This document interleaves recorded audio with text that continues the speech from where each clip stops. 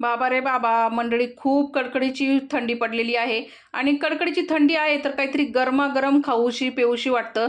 चला मस्त असं झणझणीत मेसमध्ये मुलींसाठी सूप बनवूया.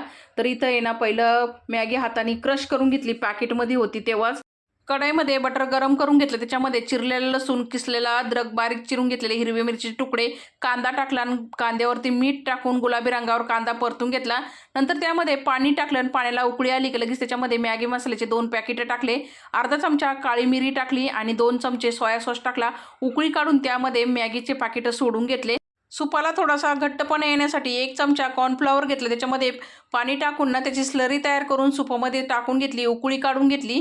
नंतर त्यावरती हिरवीगार अशी कोथिंबीर टाकली, अर्ध लिंबू पिळून घेतलं आणि उकळी काढून तयार झालं मंडळी झटपट पटापट आपलं गरमागरम मॅगी सूप.